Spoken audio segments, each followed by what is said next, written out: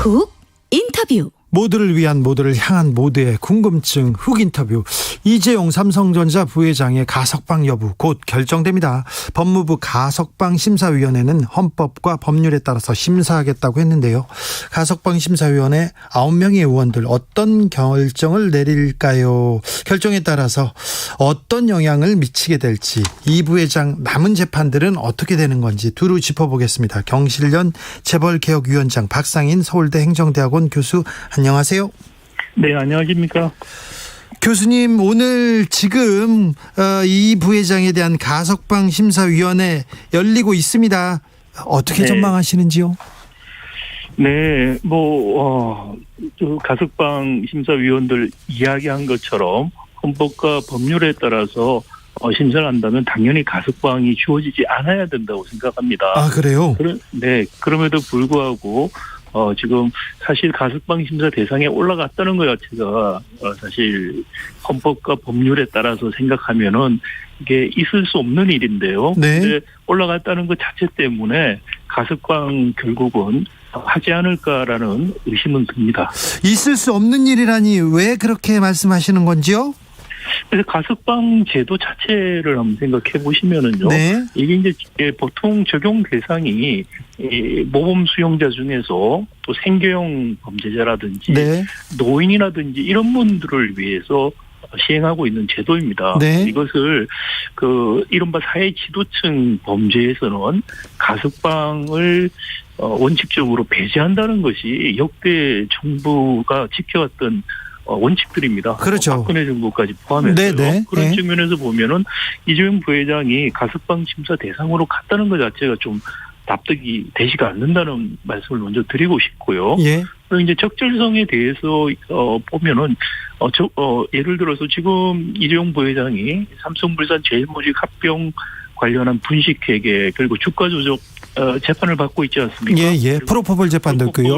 네, 마약 투약 혐의 재판도 있습니다. 특히 첫 번째 그 재판 같은 경우는 지금 감옥에 가 있는 그 뇌물을 준 그 범죄 행위와 관련이 있는 재판입니다. 예. 이재용 부회장으로 승계 과정에서 일어났던 그런 분식회계 주가 조작 그리고 체계 권력자에게 뇌물을 준 관련성 있는 재판이 진행 중인데 가석방을 준다는 것은 사실 상식적이지 않고요. 제가 알기로 우리나라든지 전 세계 어디에서나 이런 경우에 가석방을 허락한 경우는 없다고 알고 있습니다. 아, 그래요? 국제적으로도 이런 일은 없습니까? 국제적으로 당연히 없죠. 지금 우리 재벌에 대한 사법 특혜라는 것이 너무나 비정상적이고요. 사실 우리 사법부가 어디를 갔어도 이것 때문에 한국에 정말 사법 정의가 있느냐라는 이야기를 듣고 다들 말을 제대로 못한다 이런 고백을 제가 전에 대법관 하셨던 분한테 들은 적이 있습니다. 예. 8338님께서 이재용 삼성전자 부회장 무조건 석방해서 국가 경쟁력으로 키워야 합니다. 이재용 부회장이 국가 생계를 책임지고 있다, 이렇게 주장하는 언론과 사람들도 좀 있습니다. 많습니다. 네.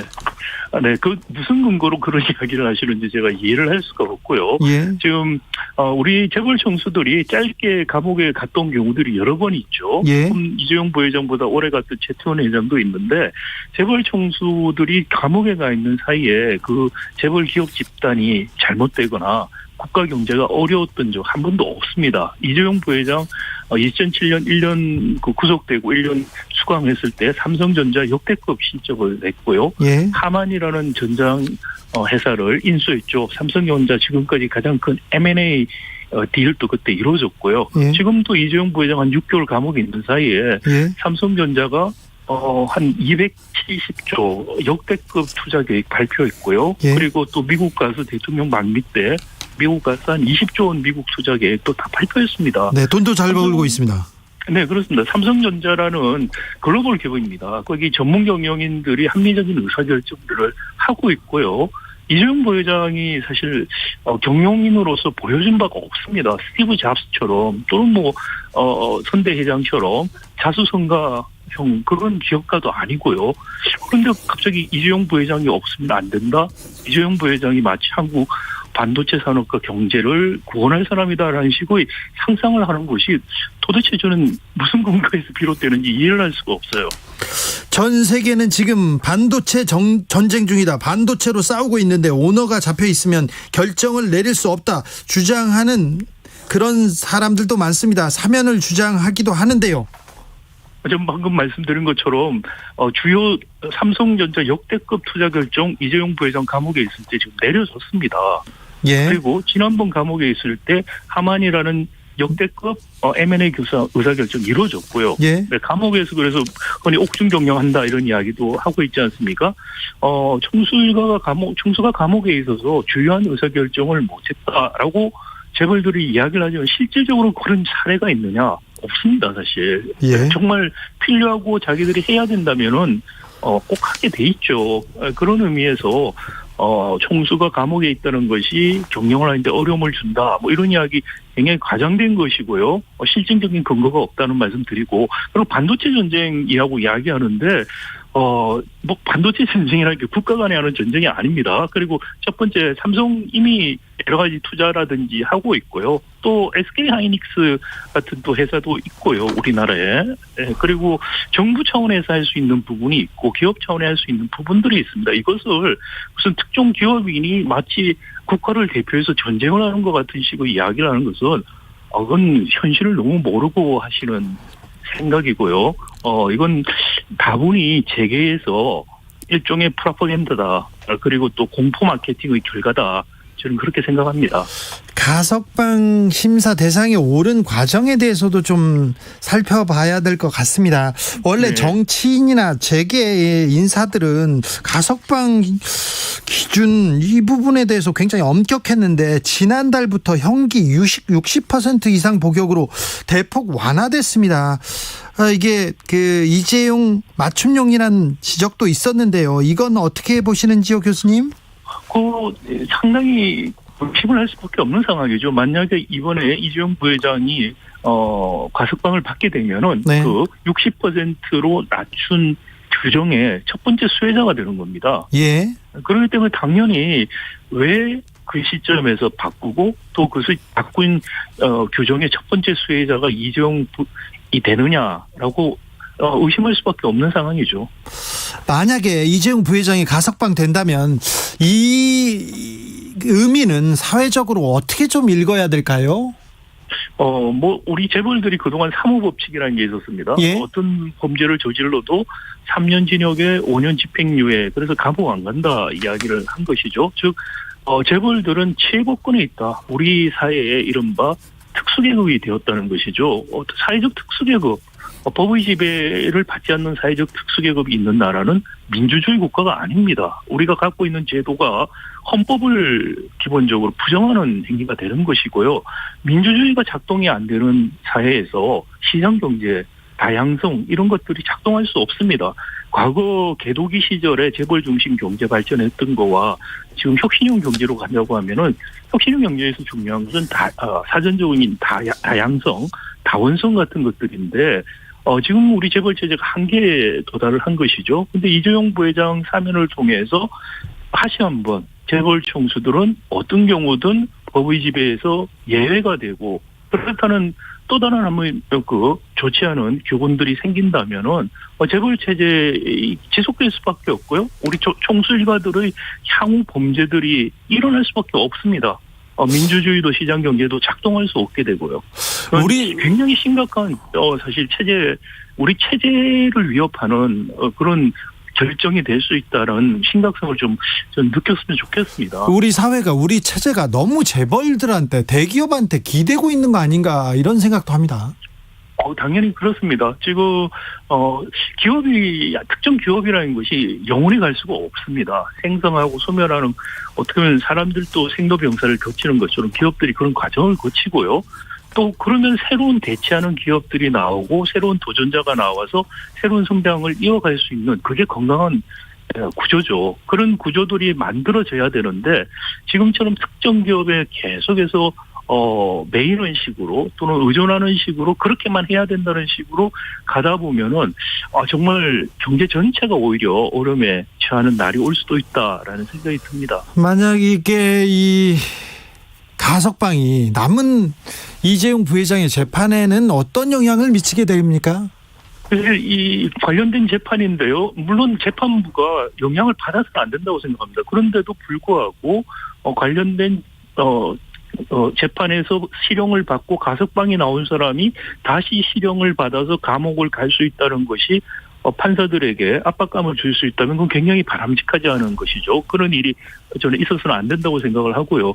그렇기 때문에 사실 관련된 재판들이 있는 경우에는 사실 가석방을 허용하지 않고요. 그리고 사전에 가석방 대상으로 삼을 때 이번에 절차를 무시하지 않았습니까? 네. 교도소에서 법무부라든지 법원에 문의를 하는 사전에 그런 절차가 있습니다. 근데 이것도 무시가 됐죠, 이번에. 우리 사회의 큰 화두 중에 하나가 언론개혁, 검찰개혁. 그 앞서 재벌개혁이라는 얘기가 있었는데 네. 최근 들어서는 재벌개혁이라는 얘기가 쏙 들어갔어요. 정치권에서도 그렇고 언론에서도 그렇고요. 저는 문재인 정부의 가장 잘못한 점이 이 점이라고 생각합니다. 물론 우리 정치개혁, 검찰개혁 중요합니다. 그런데 더욱 근본적인 우리 경제, 사회 구조를 결정지어주고 있는 재벌개혁이 같이 가지 않으면은 네. 지속 가능하지 않고요. 이런 정치적인 개혁이라는 것들이 근본적인 이런 개혁이 어렵습니다. 그럼에도 불구하고 촛불 시민 혁명에서 집권한 문재인 정부는 그럴 수 있는 모멘텀도 있었고요. 국민들의 열의가 있었습니다. 그 모멘텀과 열의를 저는 문재인 정부가 저버렸다 생각되고 만약에 이재용 부회장 가석방 같은 꼼수 사실상의 사면을 선택한다면은 이것은 촛불 시민에 대한 배신이다. 역사에 그렇게 기록될 것이다. 저는 그렇게 생각합니다. 이재용 부회장의 사면과 가석방을 위해서 뛰는 언론 이렇게 비판받기도 합니다. 이재용 부회장을 둘러싼 언론 보도는 어떻게 보고 계시는지요? 우리 언론이 그동안에 재벌들에 대해서 너무나 특히 재벌 총수 일가에 대해서 편향된 보도를 많이 하고 있습니다. 두 가지 이유가 있겠죠. 첫 번째는 많은 경우에 특히 신문사 같은 경우에 광고 수입이 재벌들에게서 의존하는 경우가 굉장히 높습니다. 그리고 예. 언론인들 같은 경우에 한 40, 50대 이직할 때 재벌 관련된 쪽으로 이직하는 경우도 많습니다. 이른바 자기 커리어 컨선이라는 네. 그 때문에 이런 일들이 벌어지죠. 이건 궁극적으로 우리 경제력 집중의 문제죠. 재벌이 우리 사회의 경제 자원을 너무 많은 부분을 통제하다 보니까 언론인, 법조인, 관료들 그 다음에 이 직장 다음에 이직해서 무엇을 할까 할 때 네. 재벌과 척을 져서는 살기가 쉽지 않다. 재벌한테 잘 보여서 그러면 살기 편해진다. 라는 학습이 되어 있습니다. 네. 이것을 끊으려면은 지나친 경제력 집중을 풀어줘야 돼요. 그래야지 민주주의가 작동이 되고요. 또 이것이 풀려야만 새로운 도전할 수 있는 기회들이 와서 정말 혁신 성장이 가능하고 하나의 기업에 의존하는 이른바 원폼 이코노미가 아니고요. 새로운 수많은 혁신들이 일어나면서 경제 활력이 생길 수 있는 불평등의 문제, 저성장의 문제가 사실 구조개혁을 통해서 한꺼번에 해결될 수가 있고 그렇게만 해결될 수가 있다고 저는 생각합니다. 네. 저는 그러려고 노력 많이 했는데요. 그런 기사도 많이 썼는데요. 네. 송대현님께서 총수가 감옥에 가서 경영에 문제가 있다면 사면이 아니라 총수 자리를 사퇴하는 게 맞는 겁니다. 얘기하셨고요. 잔소리님께서 이재용 총수에게 감정 없습니다. 그냥 법 형평성 문제입니다. 이렇게 하는데 오늘 2시부터 가석방 심사위원회 열리고 있습니다. 아직 결과가 나오지 않고 있는 걸 보면 고심하고 있다는 증거입니까? 고심하는 척하는 증거입니까? 네, 결과 나오면 알겠죠. 그리고 무슨 이유를 들어서 어떤 결정을 내리는지에 대해서 이야기가 나오면 그때 판단이 될 거라고 생각합니다. 네. 다만 우리 법조인들이 정말 헌법과 법률이라는 말을 입에 발린 소리 하지 말고 정말 헌법과 법률에 따라서만 판단을 해서 좀 뭔가 바뀌었고 뭔가 우리 사회가 앞으로 나갈 수 있다는 희망을 좀 주길 바라고요. 한 가지 제가 정말 덧붙이고 싶은 것은 특히 민주당 대통령 후보 경선이 이루어지고 있는데 네. 재벌개혁이라든지 경제민주화에 대한 논의가 거의 없습니다. 네. 이거는 정말 퇴행을 하고 있다고 생각이 되고요. 네, 그 목소리가 안 나와요. 네, 이번에 이재용 부회장 가석방 이 논쟁을 계기로 해서 민주당 내에서 후보자들 사이에서 경제민주화와 재벌개혁 문제에 대해서 심각한 토론이 저는 이루어져야 된다고 생각하고요. 그런 토론이 이루어지도록 우리 국민들이 요구를 해야 된다 생각합니다. 알겠습니다. 오드리님께서 저도 삼성 주식 많지만 이재용은 원칙적으로 법에 따라야 됩니다. 이렇게 얘기하셨고 9553님께서 단 한 번도 평등한 적이 없는데 법이 그런데 법인데 평등 얘기하지 맙시다. 이런 지적하신 분도 있었습니다. 지금까지 박상인 서울대 행정대학원 교수였습니다. 감사합니다. 네, 감사합니다.